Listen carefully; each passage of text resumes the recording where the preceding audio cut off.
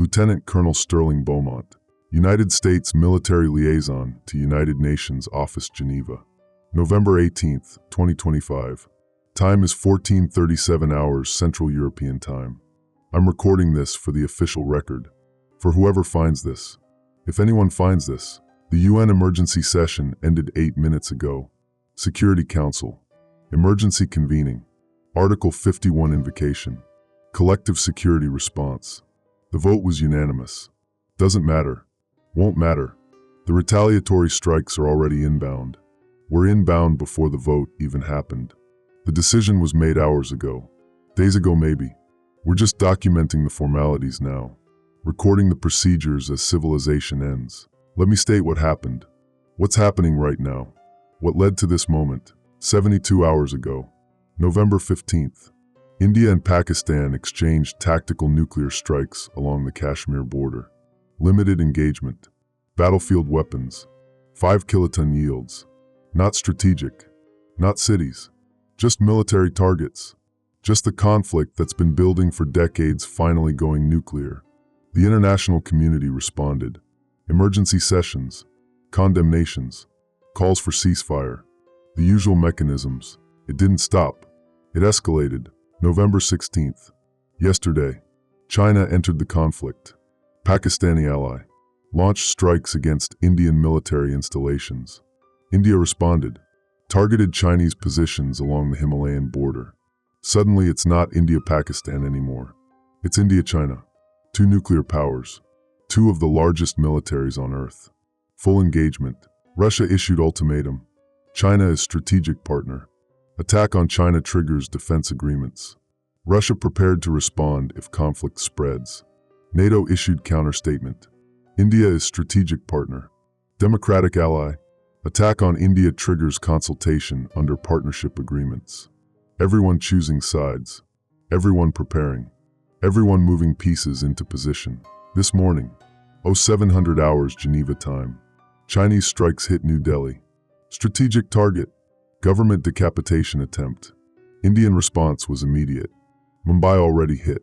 Chinese retaliation hit Beijing. Then it spread. Russia launched against Indian targets. United States issued warning. NATO mobilized. Everyone's treaty obligations activating like dominoes falling. Like inevitable cascade toward mutual destruction. 2 hours ago, 12:30 hours, Russian strategic forces went to full alert. ICBM fields, submarine fleet, strategic bomber wings, full deployment.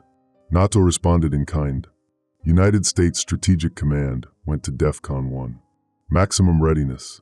Launch on warning protocols active. Hair trigger. 1 radar blip. 1 false alarm. 1 miscalculation.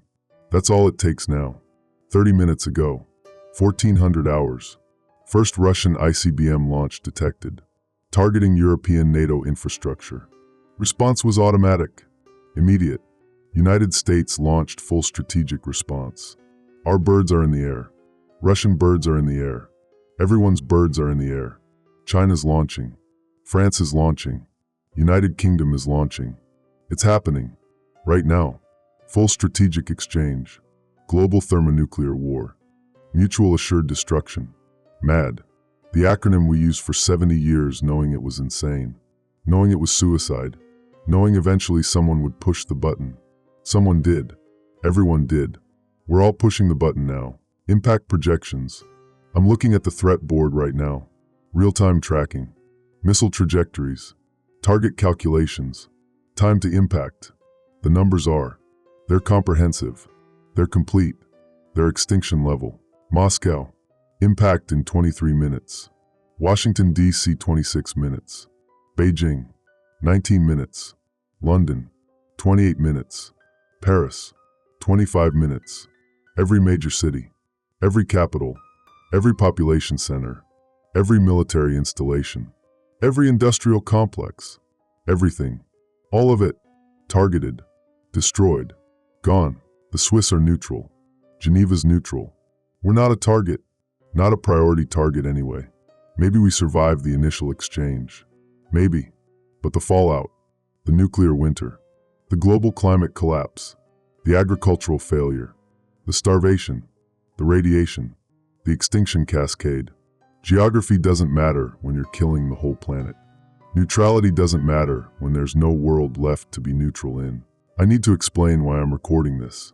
Why I'm documenting instead of. Instead of what? Running? Hiding? Praying? What's the point? Where do you run when every continent is being destroyed simultaneously? What do you hide from when the entire atmosphere is being poisoned? Who do you pray to when we just murdered our own species? I have a son, Kieran. He's 19. Student at Cambridge University, England, studying physics. Wants to be a researcher. Wanted to be. He called me this morning. When the alert started, when he understood what was happening, he called, asked what he should do, asked if there was shelter, asked if he'd be safe, asked if I could, if there was anything I could do, any way to protect him, any strings I could pull, any miracle I could provide. I told him to get to the university shelter, told him to follow emergency protocols, told him Cambridge isn't a primary target, told him he'd probably be okay, told him to stay inside, wait for instructions, stay calm. I lied. I lied to my son. Because what do you say? How do you tell your 19-year-old child that he's going to die? That everyone's going to die? That humanity just committed suicide and there's nothing anyone can do about it? London's being targeted. 250 kiloton warheads. Multiple strikes. Cambridge is 60 miles from London. The fallout plume.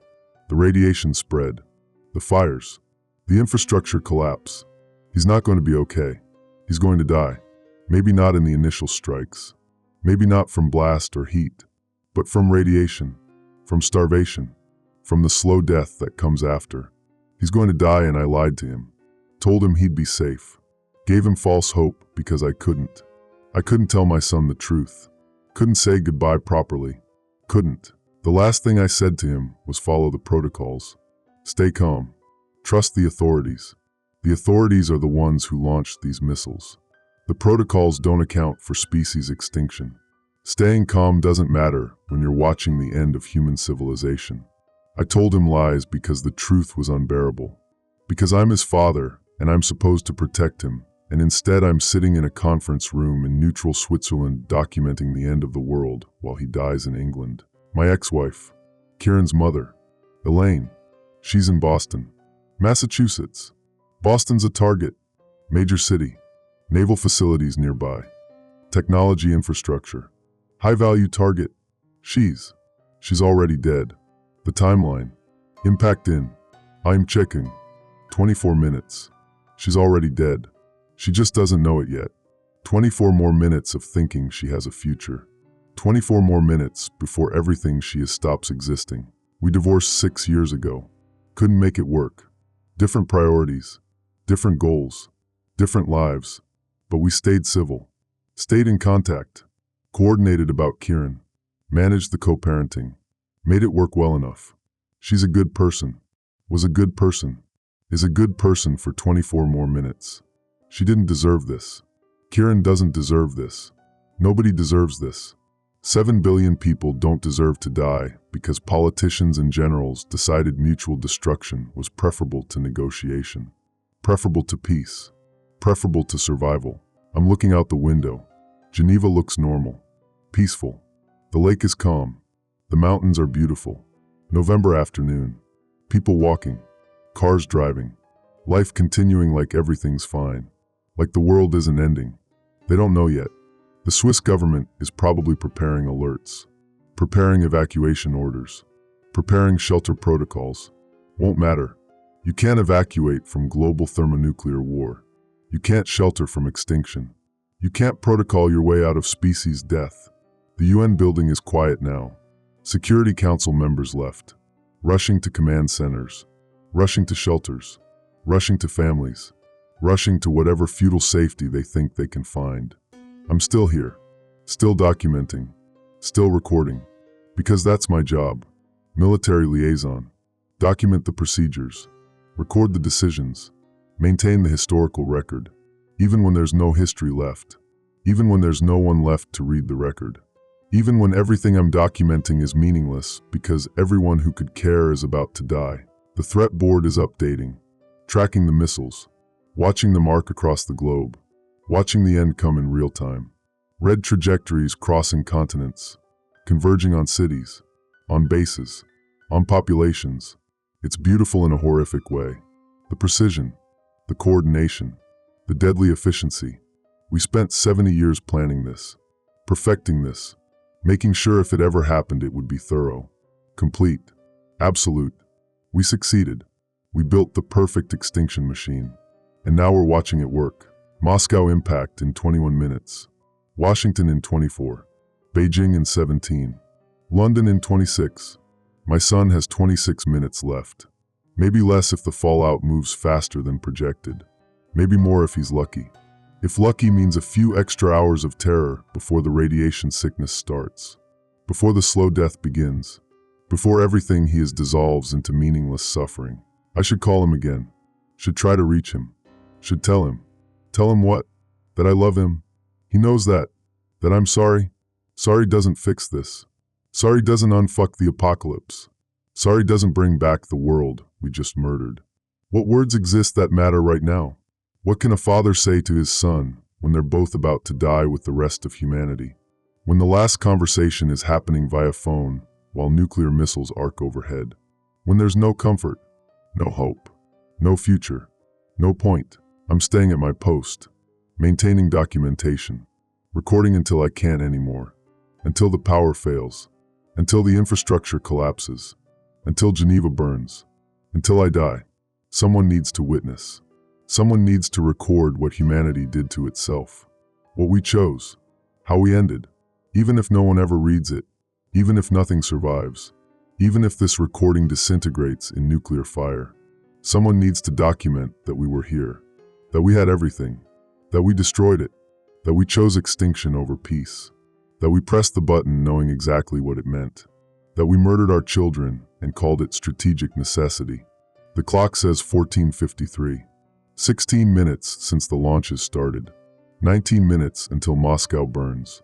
22 minutes until Washington burns. 24 minutes until London burns. 24 minutes until my son's city is targeted. Until his university. Until his shelter. Until his life ends because we couldn't. Because we wouldn't. Because we chose this. Chose death. Mutual assured destruction. We assured it. We're getting it. Right now. In real time. Comprehensive. Complete. Assured.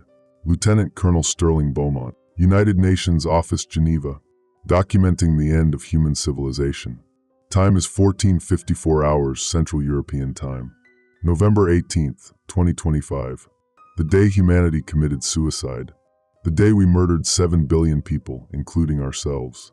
The day every choice, every decision, every escalation, every refusal to back down, every moment of pride and nationalism and strategic calculation led here, led to this, led to extinction.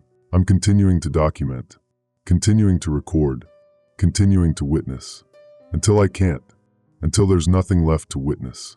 Until, to everyone I'm sorry. We failed. We all failed. We had the world and we chose to destroy it. I'm sorry. I'm so sorry. I'm 12 hours. 18 minutes since first launches. 9 minutes until Moscow impact. 12 minutes until Washington.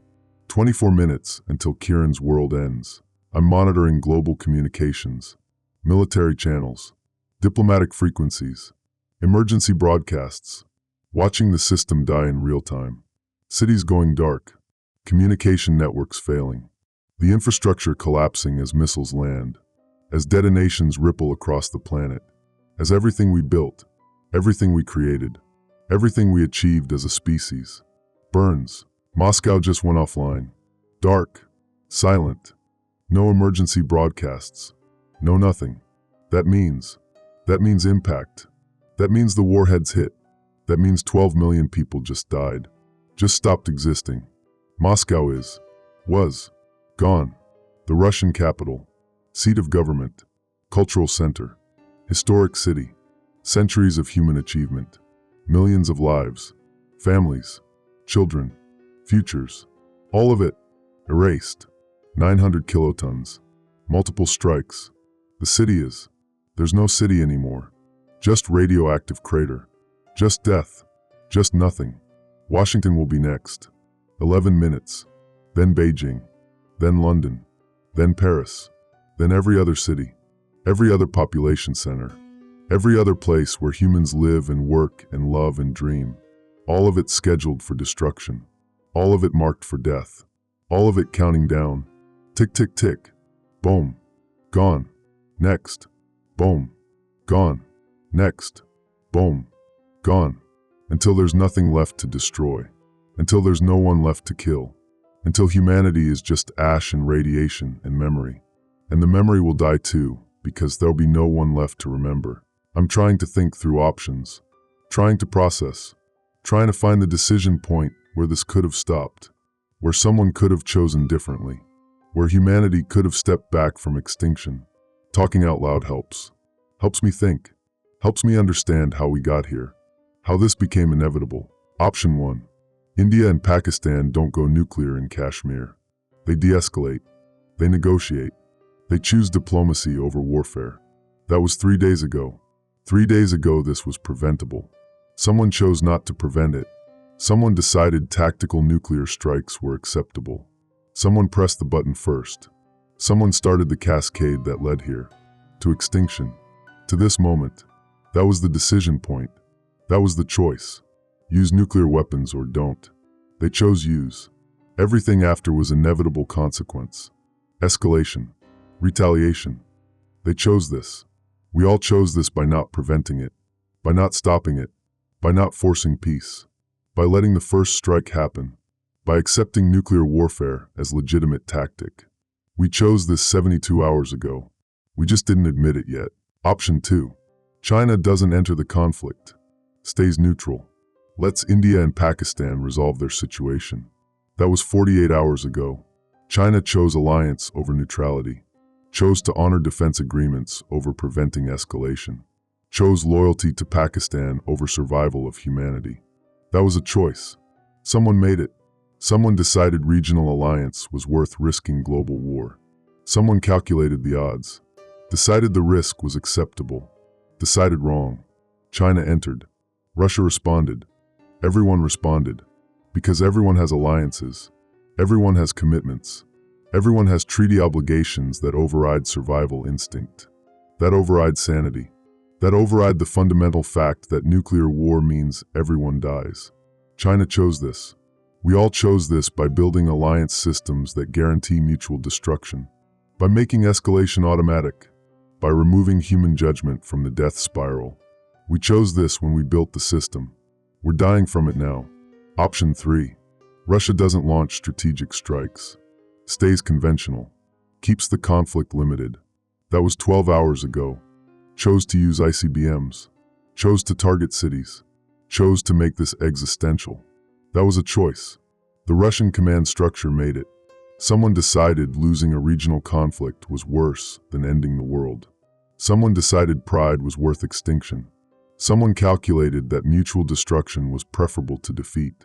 Someone chose wrong. Russia launched. United States responded.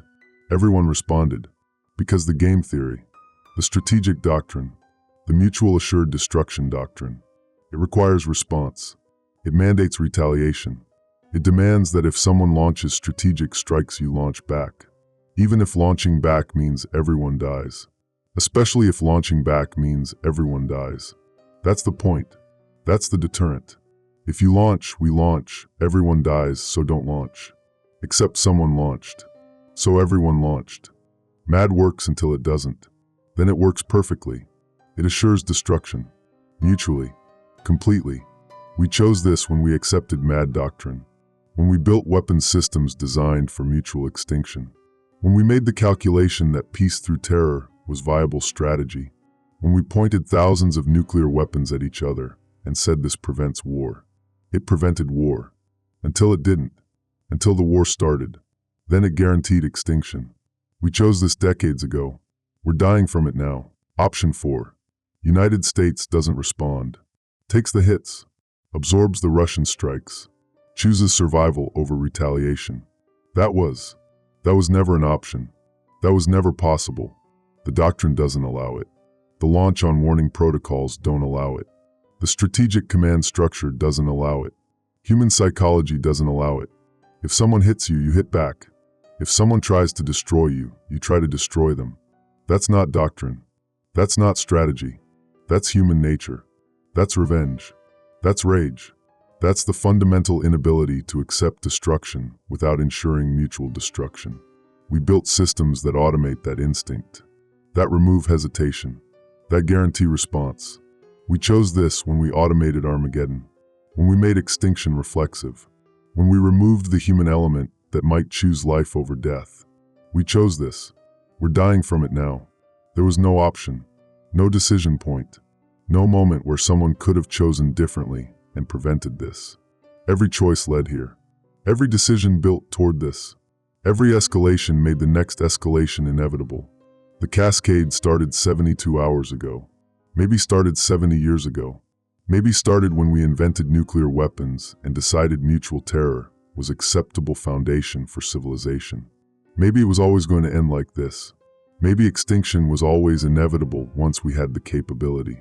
Once we had the weapons. Once we had the choice between using them or not. Maybe humanity was always too violent, too tribal, too short-sighted, too stupid to survive having extinction weapons. Maybe we failed the great filter. Maybe this is how every species dies when they develop the technology to murder themselves. Maybe we're just one more failed civilization among countless failed civilizations across the universe. All of them reaching for the stars. All of them destroying themselves before they got there. All of them extinct. All of them gone. All of them forgotten. Like we'll be forgotten. Like humanity will be forgotten. Because there'll be no one left to remember. No one left to mourn. No one left to learn from our failure. We'll just be another dead world circling a star. Another warning no one will ever receive. Another extinction no one will ever study. Another species that chose death. Another tragedy with no audience. Another end with no meaning. We chose this. Every one of us. Every human who ever lived. We built toward this. We voted for leaders who built these weapons. We accepted the systems that made this possible. We participated in economies that funded this. We stayed silent when we should have resisted. We chose convenience over survival. We chose nationalism over species solidarity. We chose pride over existence. We chose and chose and chose, and now we're dead. Everyone's dead. Kieran's dead. Elaine's dead. 7 billion people dead. The species dead. The world dead. Everything dead. Because of choices. Because of our choices. Because we chose this. We chose extinction. We chose mad. We chose to destroy ourselves rather than. Rather than what? Rather than compromise? Rather than negotiate? Rather than choose survival? We chose extinction. Actively. Deliberately. Knowingly. We looked at the choice between life and death, and we chose death. As a species. Collectively. We chose to die. We're getting what we chose. Right now. In real time. The missiles are landing. The cities are burning. The world is dying. We're dying. Because we chose to die. Because we couldn't. Because we wouldn't. Because I can't. Losing coherence.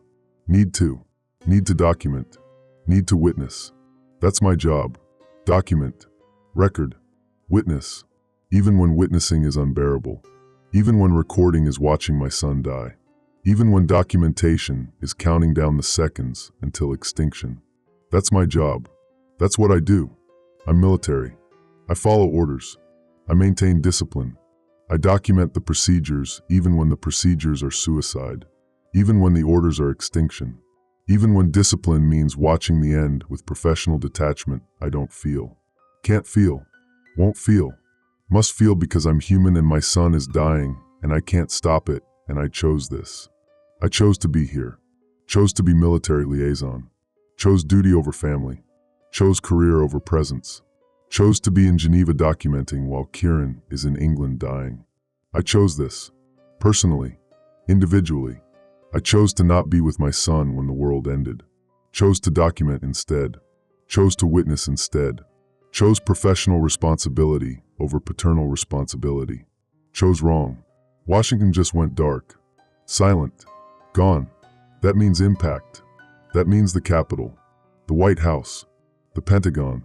Congress, Supreme Court, all of it, vaporized. 3 million people, dead. Instant. The government, the institutions, the historical monuments, the museums, the Library of Congress, everything, gone.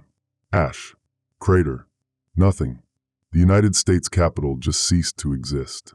The seat of government, the heart of American democracy, centuries of history, all of it erased in microseconds. 900 kilotons, multiple strikes, complete destruction. Washington, D.C. doesn't exist anymore. It's not a place. It's not a city. It's a hole in the ground. It's death. It's nothing. My government just died. My chain of command just vaporized. My commanders, my colleagues, my friends in the Pentagon, everyone I worked with in D.C., everyone I knew, everyone I served with, dead, gone, erased. They don't exist anymore. They're not people. They're not memories. They're not names on rosters. They're atoms scattered across a burning wasteland. They're radiation. They're nothing. I'm checking the global board, the threat display, watching the strikes land, watching the cities go dark. Tokyo, Manila, Singapore, all offline, all gone, all dead. Asia is. Asia was. There's no Asia anymore. Just radioactive wasteland. Just death zones. Just extinction. Billions dead in minutes. The entire Eastern Hemisphere burning. Dying. Dead. London hasn't been hit yet. Kieran's still. He's still alive. For now. For minutes. For however long until the missiles land. Until Cambridge is in the fallout plume. Until the radiation reaches him. Until he starts dying the slow death. The radiation death. The cellular destruction death. The bleeding and vomiting and hair loss and organ failure death. The death that takes days, weeks. The suffering death. The screaming death. The death where you feel everything as your body dissolves. That's what's coming for my son. That's what I told him he'd survive. That's what I said would be okay. Follow the protocols. Stay calm. Trust the authorities. I sentenced him to that. I promised him safety and delivered him to that death. I'm his father and I failed him. I failed. The phone. My phone's ringing. Sat phone. Still functional. Satellite network still operational. For now. Someone's calling. It's Kieran. Oh God, it's Kieran. He's calling. He's alive. His voice. He's terrified. He's asking what's happening. Asking if I know. Asking if London was hit. Asking if Cambridge is. If he's going to. He's crying. My 19-year-old son is crying. Asking his father to tell him he's going to be okay. To promise him he's going to survive. Two. I'm telling him. I'm saying London was hit. I'm saying the fallout is spreading. I'm saying Cambridge is in the projected plume. I'm saying he needs to stay in shelter. Needs to seal the doors. Needs to filter the air. Needs to what? Survive? There's no surviving this. There's no shelter adequate for what's coming. There's no protocol that saves him. There's no authority left to trust. I'm telling him procedures that don't work. Following doctrine that doesn't matter. Giving him instructions for a survival that won't happen. I'm lying to him again. Still. I can't stop lying. Can't tell him the truth. Can't say you're going to die. Can't say there's no hope. Can't say goodbye properly. Can't. He's asking about me. Asking if Geneva is safe. Asking if I'm going to be okay. My son is dying, and he's worried about me. He's concerned for his father. He's trying to be strong. Trying to be brave. Trying to. He shouldn't have to be brave. He's 19. He's a student. He's a kid. He should be studying, dating, living, not dying, not facing extinction, not calling his father from a university shelter while civilization burns. Not this. I'm telling him I'm safe. Geneva's neutral. Switzerland's not targeted. I'll probably survive. Probably. Maybe. For a while. Until the nuclear winter. Until the food runs out. Until the radiation spreads globally. Until the slow death comes for me too. But in the moment, right now, I'm physically safe. I'm not in blast radius. I'm not in immediate fallout plume. I'm watching my son die via satellite phone. I'm safe. He's telling me he loves me. He's saying he's scared. He's saying he wishes. He wishes we'd spent more time together. Wishes I'd been around more. Wishes I'd chosen him over career. Over duty. Over. He's not saying it accusingly. He's not angry. He's just. He's wishing. He's expressing regret. He's using his last minutes to tell his father he wished they'd been closer. Wished I'd been a better father. Wished I'd been there. And I wasn't. I chose duty. I chose career. I chose to be in Geneva instead of England. I chose to be military liaison instead of dad. I chose, and he's dying, and his last words are wishing I'd chosen differently. Wishing I'd chosen him. Wishing I'd been better. Wishing. I'm telling him I love him. I'm saying I'm proud of him. I'm saying he's everything. He's my son. I'm sorry. I'm so sorry I wasn't there. Wasn't around. Wasn't better. I'm sorry for choosing wrong. For prioritizing wrong. For being absent. For missing birthdays. For missing graduations. For missing life. For choosing duty over him. Always duty. Always career. Always service. Never him. Never enough of him. And now there's no more time. No more chances. No more. This is it. This is the last conversation. The last words. The last time I hear his voice. The last time he hears mine. This is goodbye, and it's over a phone. Over satellite phone. While he dies in England and I witness in Switzerland. This is what I chose. This moment. This ending. This failure. I chose this when I chose career. When I chose duty. When I chose everything except him. I chose this. This goodbye. This regret. This. The line quality is degrading. Static increasing. Electromagnetic interference. The strikes are affecting satellite networks. Affecting communications infrastructure. We're losing the connection. Losing each other. I'm losing my son. Again. Finally. Forever. The static is. I can barely hear him. He's saying something. I can't. The interference is too much. I'm trying to tell him. Trying to say. Trying to. The line cuts. Dead air. Gone. Kieran's gone. The call ended. Last call. Last words. Last moment. Gone. I'm trying to redial. Trying to call back. Trying to reach him. Connection failed. Network unavailable. Satellite system degraded. Can't connect. Can't reach him. Can't say the things I didn't say. Can't tell him the words I should have said. Can't. He's gone. Unreachable. Alone in that shelter. Waiting for death. Knowing it's coming. Scared. Alone. And I'm here. Safe. Distant. Unable to help. Unable to comfort. Unable to be there. Unable to be his father when he needed me most. I failed. Completely. Totally. Finally. I failed. 1637 hours.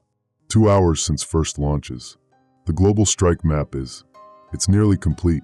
Nearly all targets hit. Nearly everyone dead. Nearly extinction achieved. Nearly. Europe is burning. London. Paris. All gone. All offline. All dead. European civilization erased. Centuries of culture. Millennia of history. Billions of people. All gone. All ash. All radiation. All death. The entire continent is wasteland. The entire population dead or dying. Europe doesn't exist anymore as functioning civilization. It's just geography now. Just contaminated land mass. Just death zone. Just nothing. Africa is burning. Not from strikes. From cascading failure. From infrastructure collapse. From the global system's death. Power grids failing. Water systems offline. Food distribution stopped. Medical facilities collapsed. Governments gone. 1 billion people left to die slowly. To starve.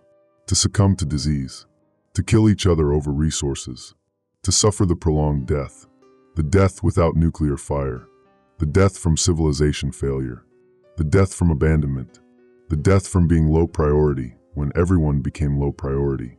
When everywhere became extinction zone. When survival became impossible. When there was no help coming. No hope. Just slow death. Just suffering. Just extinction taking weeks instead of minutes. That's worse maybe.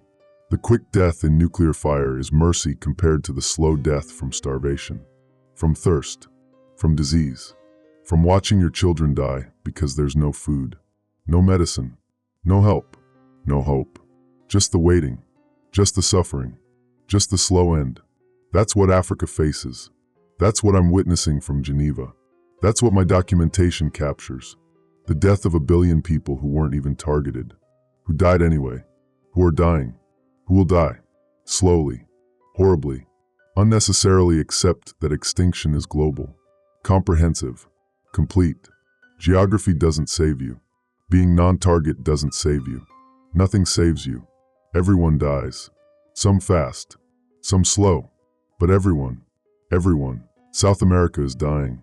The Southern Hemisphere, far from initial strikes, far from primary targets, but not far from extinction. The fallout is spreading. The nuclear winter is forming. The agricultural collapse is beginning. The global food supply was. There is no global food supply. There are no supply chains. There's no international trade. There's no shipping. There's no transportation. There's no fuel distribution. There's nothing. The systems are dead. The infrastructure is dead. The economy is dead. The world is dead. And the Southern Hemisphere gets to watch it all collapse. Gets to see the slow death approach.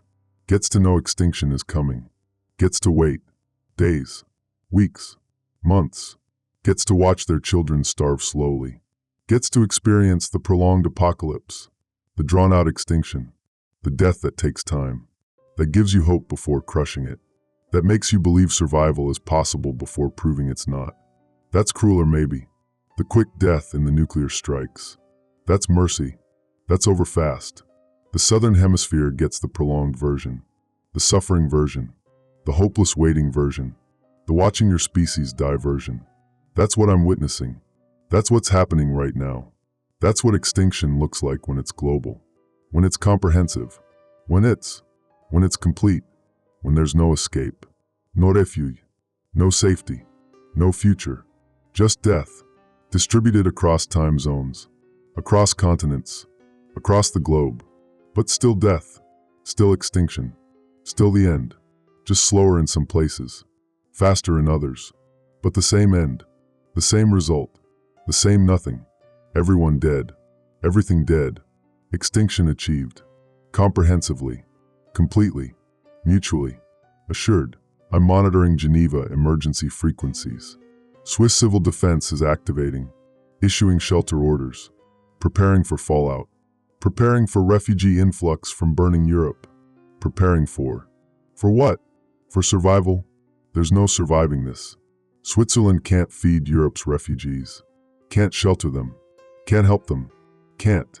The Swiss built shelters. Underground bunkers. Fallout protection for the population. Civic defense infrastructure. They prepared for nuclear war. They thought they could survive neutrality. Thought they could outlast the strikes. Thought geography would save them. They didn't account for nuclear winter. For global agricultural collapse. For worldwide infrastructure death. For extinction level cascade. For the fact that all the shelters in the world don't help when there's no food. Switzerland prepared for war. They didn't prepare for extinction. No one did. No one could. You can't prepare for species death. You can't shelter from biosphere collapse. You can't. You just die. Slower maybe if you're in Switzerland. Later maybe if you're prepared. But you die. Everyone dies. Preparation doesn't change that. Neutrality doesn't change that. Geography doesn't change that. Nothing changes that. We killed the world. The world kills us back. Everyone dies. Everything ends. Extinction. I'm trying to raise Kieran again.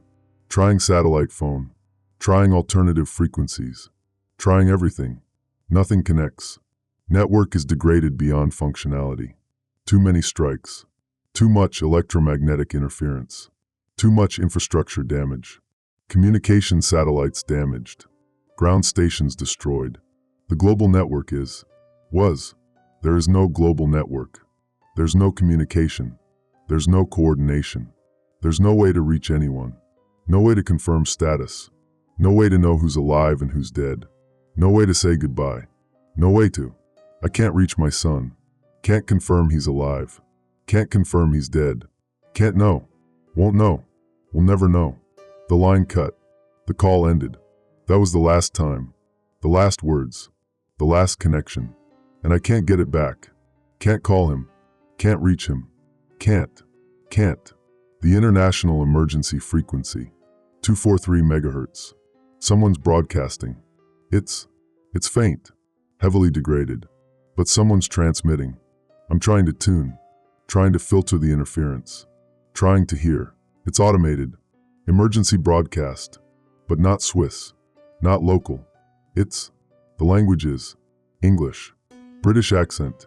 Automated message. This is the United Kingdom Emergency Broadcast System. Nuclear strikes have been detected across the British Isles. All persons should seek shelter immediately. Avoid contaminated areas. Await further instructions from authorities. This message will repeat. This is the United Kingdom emergency. It's looping. Automated transmission. Playing on repeat. Broadcasting to no one. The UK authorities who programmed it are dead. The government that authorized it is vaporized. The people it's meant to protect are dying. But the message keeps playing. Keep sheltering. Keep waiting. Keep hoping for instructions that'll never come from authorities that don't exist. It's the ghost of civilization. The automated echo. The recorded voice telling corpses to await rescue. Telling the dead to stay calm. Telling extinction to follow protocols. It would be funny if it wasn't. If it wasn't my son hearing that message. If it wasn't Kieran in that shelter waiting for instructions. Trusting authorities. Following protocols. Believing rescue is coming. Believing survival is possible. Believing lies. Automated lies. Recorded lies. Dead lies. Lies that keep transmitting after everything that made them is ash. That's what I'm hearing. That's what Kieran's hearing. I'm switching frequencies. Trying to find. Trying to hear. Trying to know if anyone's alive.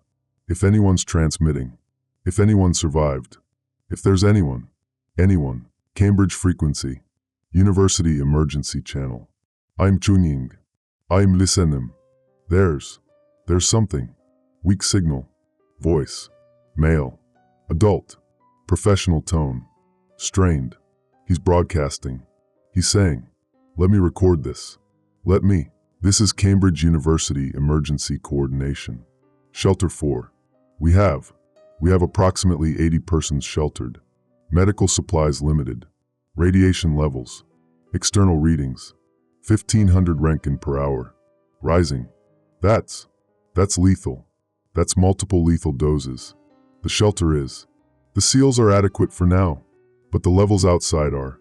His voice cracks. Professional mask failing. We're trying to trio. Trying to provide care. Trying to. Multiple injuries. Burns. Radiation exposure. We have children here. Students. Faculty. We're doing everything we can but there's not. We don't have resources for this. I don't know how long we can. How long the shelter will. The radiation is. It's climbing still. I don't. Long pause. Background sounds. People talking. Crying. Screaming. Medical coordination. Chaos. Desperation. Death. The sounds of a shelter failing. The sounds of people dying slowly. The sounds of extinction in progress. That's Cambridge. That's where Kieran is. That's what he's experiencing. That's the reality I told him he'd survive. That's the safety I promised. That's the shelter I told him to trust. That's what I sentenced him to. That's my son's last moments. Listening to people die around him. Waiting for radiation to breach the shelter. Waiting for the levels to overwhelm them. Waiting for the slow death. The cellular destruction death. The suffering death. The death I could have prevented by being honest. By telling him to. To what? There's nowhere to go. Nowhere to run. No survival option. But I could have. I could have told him the truth. Could have said goodbye properly. Could have given him honest final words instead of protocol lies. Could have. Could have been his father instead of military liaison. Could have chosen him one last time. Could have. I didn't. I chose lies. Chose protocol. Chose duty. Even in his last moments. Even knowing he was dying. Even then. I chose wrong. I failed him. I failed. The Cambridge transmission is continuing. The voice is saying, trying to coordinate with other shelters, trying to establish contact network. Trying implies possibility, implies hope. There's no hope. The voice knows. I can hear it. He's going through motions, following procedures, doing his job, just like me, just like everyone who survived the initial strikes. We're all doing our jobs, following our training, maintaining our roles, coordinating, documenting, triaging, as if any of it matters, as if jobs exist when civilization is extinct, as if procedures help when everyone's dying, as if we can habit our way through extinction, as if professional detachment protects us from species death, as if duty means anything when there's no future to serve. We're all performing our roles, all following our training, all pretending structure matters, all pretending this is survivable, all pretending, all dying, all gone, soon, all gone soon. I'm trying to transmit, trying to reach Cambridge, trying to ask, trying to confirm. Kieran Beaumont, 19 years old, physics student. Is he? Can someone confirm? Can anyone? My transmission isn't getting through. Too much interference, too much degradation, or it's reaching and no one's responding. No one has time. No one has capacity. No one cares about one student among 80 dying people. No one can confirm individual status during mass casualty event, during extinction, during the end. Individual lives don't matter when everyone's dying. Individual names don't matter when no one will survive to remember them. Kieran doesn't matter. Not to them. Not in that moment. Not when they're triaging mass death. Not when they're dying themselves. He only matters to me, and I can't reach him. Can't confirm. Can't know.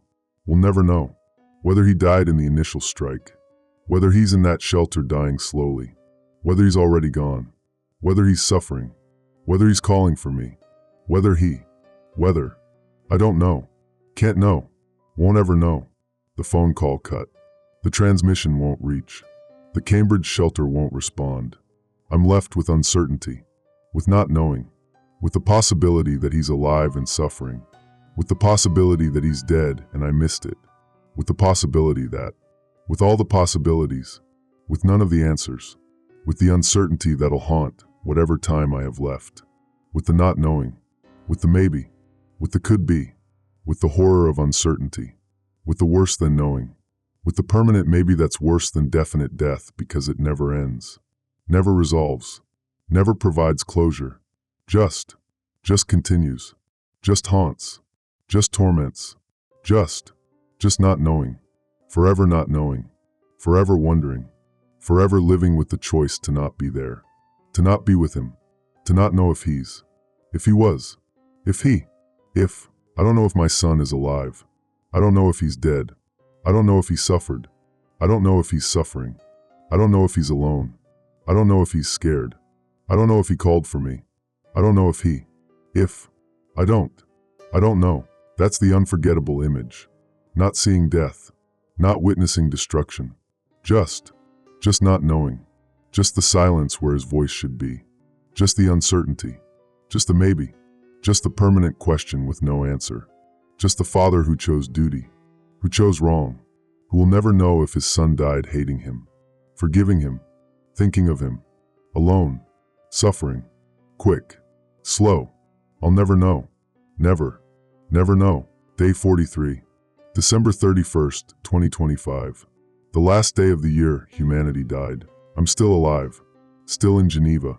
Still documenting. Still witnessing. Still here. Somehow. Unfortunately, the nuclear winter has begun. Global temperatures dropping.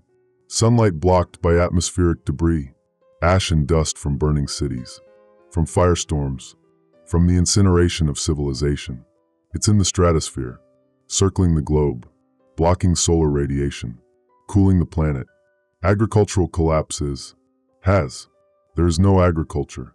There are no crops. There's no growing season. There's no food production. There's nothing. The food supply is what remained in storage. In warehouses. In reserves. It's running out. everywhere, globally, simultaneously. Starvation is beginning. Mass starvation. Species-level starvation. Extinction by famine. That's what comes after the bombs, after the radiation, after the initial death. Slow starvation, slow extinction, slow end. Switzerland survived the initial strikes, survived the immediate fallout. The shelters worked. The civil defense infrastructure functioned. The population mostly survived. But surviving the bombs doesn't mean surviving the aftermath. Doesn't mean surviving the winter. Doesn't mean surviving the starvation. Doesn't mean surviving 43 days doesn't mean surviving 44 or 45 or however many days until the food runs out, until the stored supplies are exhausted, until there's nothing left to eat, until everyone who survived the war dies from its consequences. That's happening now. That's what I'm witnessing. That's what I'm documenting. The slow death phase, the starvation phase, the extinction completion phase. Geneva's population was 500,000 before the war, swelled to maybe 2 million after. Refugees from burning Europe, from France, from Germany, from Italy. They came to neutral Switzerland, came seeking shelter, came seeking safety, came seeking survival. They found temporary refuge. They found 43 days of anation. They found slow death instead of fast death. But still death, still extinction, just delayed, just drawn out, just prolonged suffering before the same end. I don't know if Kieran is alive. Haven't known for 43 days. Haven't heard from him. Haven't reached Cambridge. Haven't confirmed his status. The uncertainty continues. The not knowing persists. The maybe haunts every moment. Every day I wonder. Every night I lie awake wondering. Is he alive? Is he dead? Did he suffer? Is he suffering? Did he die alone? Is he dying alone? Does he hate me? Did he forgive me? Does he understand why I wasn't there? Does he? Does. I don't. I'll never. I can't. The Cambridge transmission stopped after 3 days. The shelter went silent. The voice stopped broadcasting.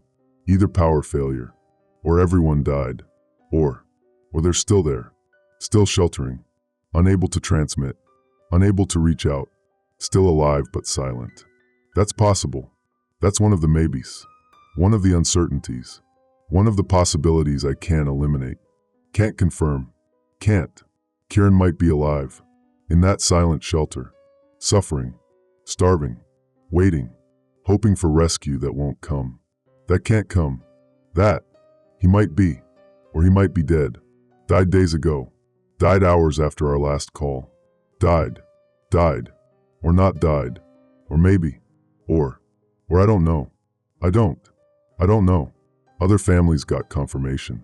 Other people found their loved ones, found out definitively, learned they were dead, learned they survived, learned something, learned anything, got answers, got closure, got certainty. I got nothing. I got silence.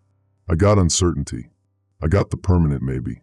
I got the worst fate, the fate worse than knowing, the fate of never knowing, of living with every possibility, of being unable to mourn properly because maybe he's alive, of being unable to hope properly because maybe he's dead, of existing in the liminal space between grief and hope, between death and life, between knowledge and ignorance, of this hell, this uncertainty, this permanent torture of not knowing, this punishment for choosing duty, this cost of choosing wrong, this. I've tried everything, every frequency, every network, every possible channel, trying to reach Cambridge, trying to confirm, trying to know. Nothing works. Communications are too degraded, infrastructure too damaged, networks too compromised, or no one's left to respond, or no one cares, or there's nothing to confirm because everyone's dead, or they're alive but unreachable, or just more uncertainty, just more maybes, just more torture, just this, forever this, until I die too, until I stop wondering, until extinction claims me like it claimed everyone else, like it's claiming Kieran, if he's not already, if The population in Geneva is declining. Not from violence, not from radiation, from starvation. People are dying of hunger. Children first. The young and the old and the sick. They're dying first. Slowly. Visibly. Measurably. I watch it. I document it. I witness it. That's my job. That's what I do. I document extinction. I record the end. I witness humanity's last days. I'm still doing my job. Still following my duty. Still choosing documentation over what? There's nothing else to choose. Nothing else to do. Nowhere else to be. No one else to help. Just documentation. Just witness. Just record. Just watch everyone die slowly. Just count the days until I die slowly. Just this. Just duty. Just service. Just meaningless professional commitment to recording the unrecordable. To witnessing the unwatchable. To this job. This curse. This punishment for surviving. For being in Geneva. For being neutral territory. For being alive when everyone else is dying. For this. I've stopped eating much, rationing my supplies, making them last. Not for survival. There's no long-term survival. Just to extend the witnessing. To document more days. To record more extinction. To serve my duty longer. To delay my own death so I can watch more death first. So I can document more comprehensively. So I can bear witness more completely. So I can suffer longer. So I can be punished longer for choosing duty. For choosing wrong. For not being with Kieran. For surviving when he might be. When I don't know. When I'll never know. When the uncertainty will outlast me. When I'll die not knowing. When my last thought will be wondering if he's alive. If he's dead. If Year 6. December 31st, 2030. 6 years since the war. 6 years since extinction began. 6 years of slow species death. 6 years of this world. This dead world. This dying world. This aftermath. I'm still alive. Somehow. Still in Geneva. Still documenting. Still cursed with survival. Still punished with consciousness. Still here. Unfortunately, the human population is, I don't know exact numbers. Can't know. No census. No communication networks. No global coordination. No way to count who remains. But estimates. Rough calculations based on food supplies. On agricultural capacity. On survival rates. On the math. The brutal math. The extinction math. Pre-war population. 7.8 billion. Initial strikes killed maybe 2 billion. Direct casualties. Blast. Thermal effects. Immediate radiation. 2 billion dead in the first day. First week. 2 billion. That's scale beyond comprehension. Beyond grief. Beyond meaning. 2 billion is a number. Just a number. Can't visualize it. Can't mourn it. Can't process it. Just 2 billion dead. First phase. Initial exchange. Fast death. Mercy death compared to what came after. Nuclear winter effects. Agricultural collapse. Starvation. Disease. Infrastructure failure. That killed. That's killing. That's killed maybe another 4 billion. Over 6 years. Slow death. Famine death. Suffering death. 4 billion people starving to death over 6 years. That's, I don't. How do you? How? 4 billion. Slowly. Suffering. Dying. Dead. Dying. Both. Simultaneously. The death is ongoing. Continuous. Constant. Every day more die. Every day the population shrinks. Every day humanity gets closer to zero. To nothing. To extinction. To the end. The final end. The complete end. The extinction. Current population estimate. Maybe 1.5 billion. Maybe. Could be more. Could be less. No way to know precisely. But roughly. 1.5 billion remaining. Out of 7.8. 6.3 billion dead. 80% of humanity extinct. 80%. That's not survival. That's not recovery. That's extinction in progress. That's species collapse. That's the end happening slowly. That's what we did.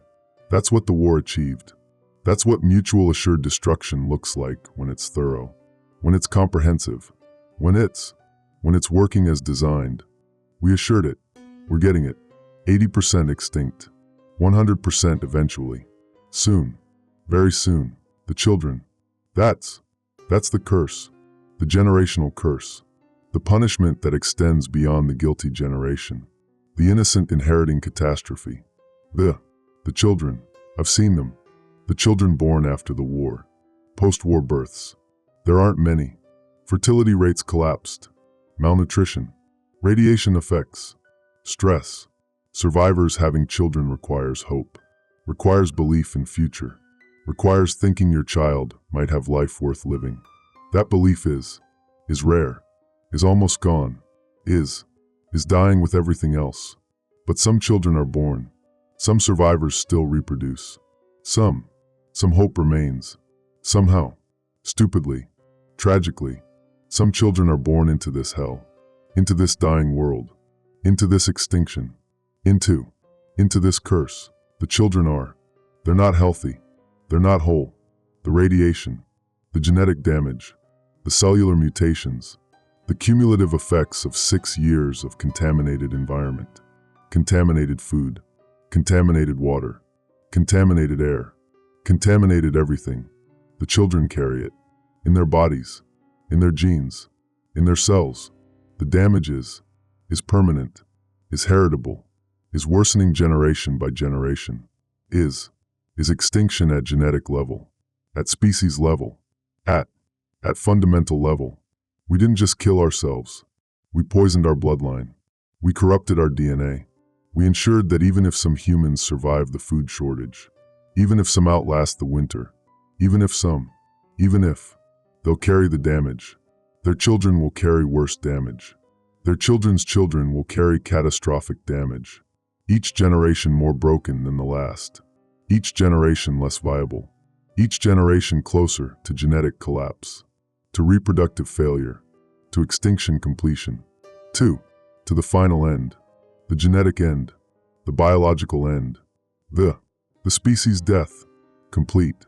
Total. Inevitable. Assured. I saw a child yesterday. 3 years old. Post-war birth. Born into the aftermath. Born into this dying world. She had visible tumors. Genetic damage. Developmental abnormalities. Organ malformations visible through her skin. She was suffering. Obviously suffering. Constantly. The pain must be unbearable. But she's 3. She doesn't know different. Doesn't know healthy. Doesn't know normal. This is her baseline. This is her existence. This is her normal. Pain. Suffering. Genetic collapse. That's what normal is now. For the children. For the generation we cursed. For the innocents we sentenced to slow genetic death. To inherited catastrophe. To this curse. This generational curse. This punishment that extends to the blameless. To those who had no part in the choice. No voice in the decision. No responsibility for the war. But they suffer. They suffer most. They inherit all the damage. All the poison. All the extinction. All the curse. All of it. The children carry all of it. And they'll die from it. They're dying from it. Slowly. Genetically. Inevitably. They're the proof. The evidence. The confirmation. We didn't just commit suicide. Species murder. Future murder. We killed not just ourselves, but our children. Our children's children. All future generations. We killed them preemptively. Killed them genetically. Killed them comprehensively. Killed. We killed everything. Everyone. All of it. All of us. Past. Present. Future. All extinct. All dead. All dying. All gone. All. Kieran would be 25 now. If he's alive. If he survived. He'd be watching this too, watching the children die, watching the species collapse, watching the extinction complete itself. He'd understand now, understand why I couldn't, why I had to, why duty, why. He'd understand. Maybe, or maybe he'd still hate me, still resent the absence, still wish I'd chosen him. Still, I don't know. We'll never know. He's either dead 6 years, or alive and suffering 6 years, or maybe, I don't know. I'll never know. Never. The uncertainty outlasted him, outlasted me, outlasted humanity.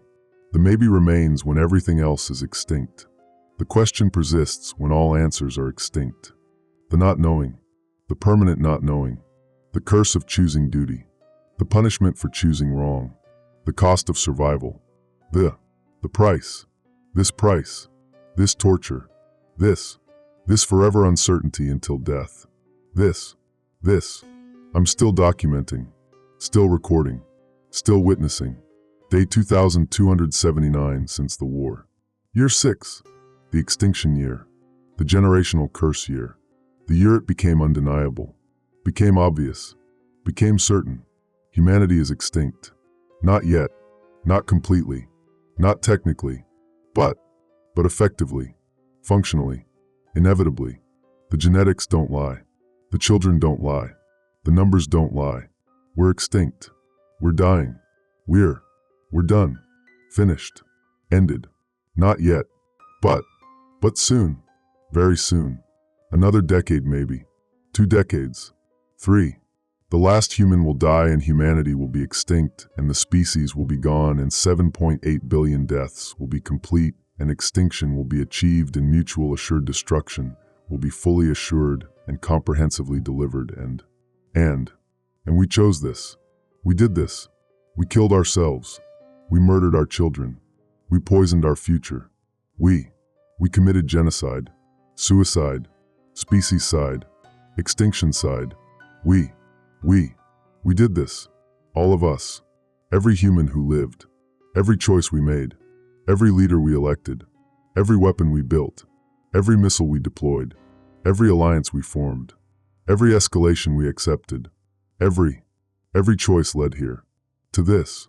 To extinction. To genetic collapse. To generational curse. To children born poisoned. To future generations extinct. To species death. To this world. This dead world. This dying world. This cursed world. This hell. This punishment. This is what we chose. This is what humanity earned. This is what 7 billion deaths bought. This is the cost. This is the price. This is what mutual assured destruction means when it's complete, when it's thorough, when it's working perfectly, assuring destruction, mutually, comprehensively, completely. This. Kieran, I'm sorry. I'm so sorry. For everything. For choosing wrong. For not being there. For surviving when you maybe. When I don't know. For not knowing. For never knowing. For living with the maybe. For documenting instead of. For choosing duty instead of. For being your father and failing. For being human and choosing extinction. For being. For surviving this. For witnessing this. For seeing what we became. What we did. What we cursed our children with. For still being alive to document the generational curse. For being witness to species death. For recording extinction. For this job. This duty. This curse. This punishment. This survival. This continuing when everything should have ended. This not dying when death would be mercy. This living long enough to see the children poisoned. To see the future extinct. To see the species collapse genetically. To see what we did. What I did. What everyone did. What choosing duty over family means at species level. What choosing wrong means when wrong is extinction. What failure looks like when failure is genetic, heritable, inevitable. When failure is is children born dying, children born extinct, children born cursed, born suffering, born poisoned, born into hell we created, born into extinction we chose, born into this world, this dead world, this dying world, this genetically collapsing world, this cursed world. This is what I survived to witness. This is what choosing duty over you bought. This is what living long enough means. Living long enough to see it wasn't worth it. Living long enough to know I chose wrong. Living long enough to understand the cost. Living long enough to see the children die from our choices. From my choices. From everyone's choices. From the choice. The choice to not choose family. To not choose love. To not choose survival. To choose duty. To choose service. To choose documentation. To choose witnessing. To choose this curse, this punishment, this survival that's worse than death, this continuation that's worse than ending, this living when everyone's dying, this breathing when the species is extinct, this being the witness, the documenter, the recorder, the last voice, the final documentation, the ultimate witness to this, human extinction, species death, genetic collapse, generational curse, children dying, future extinct, everything gone, everyone dead, all of it, all extinct, all. I am sorry, Kiran. I'm so sorry. I chose wrong. I chose duty. I chose documentation. I chose to survive. I chose to witness. I chose to live long enough to see what that choice cost, what it bought, what it means. Living with uncertainty about you. Living with genetic certainty about humanity. Living with personal maybe and species level definitely. Living with not knowing if you lived or died. Living with knowing humanity is extinct regardless. Living with this curse, this torture, this punishment, this survival, this consciousness, this awareness, this witnessing, this being alive when alive means watching extinction complete itself, watching the children die from our radiation, watching the species collapse from our choices, watching the future die from our war, watching, just watching, just witnessing, just documenting, just this job, this duty, this service, this curse, this punishment for choosing duty, for choosing wrong, for choosing, for living, for surviving, for being here, for seeing this, for knowing this, for this hell, this extinction, this end, this slow end, this genetic end, this generational end,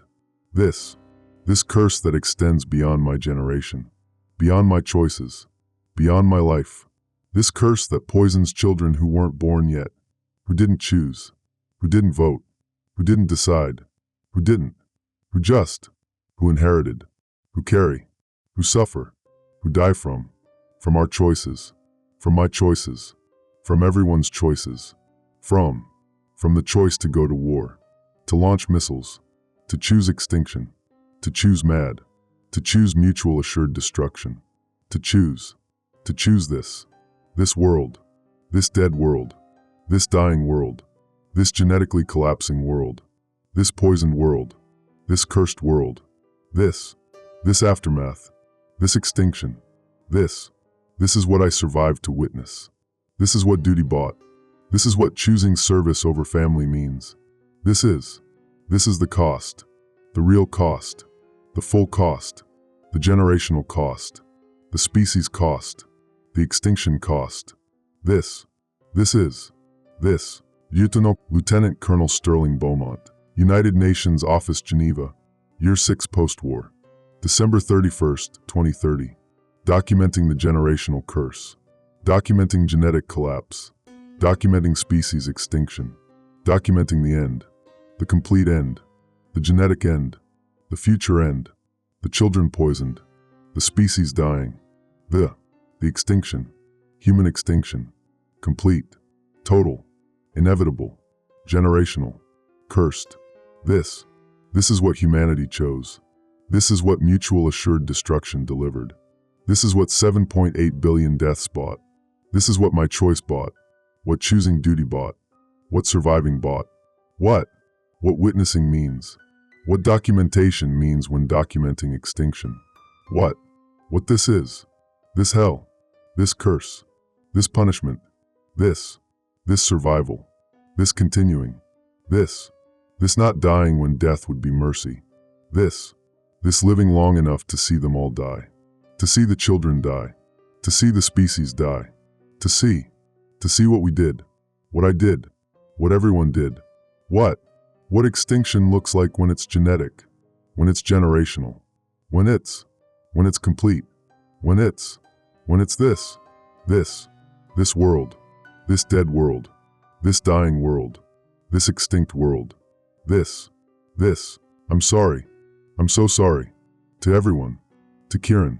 To the children. To the species. To humanity. I'm sorry. We're sorry. We failed. We chose wrong. We killed ourselves. We poisoned our children. We cursed our future. We committed species suicide. We did this. We chose this. We're extinct. We're dying. We're done. We.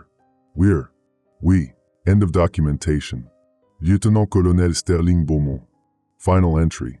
Human extinction documented. Generational curse confirmed. Species death inevitable. We chose this. We all chose this. Extinction achieved. Mutual. Assured.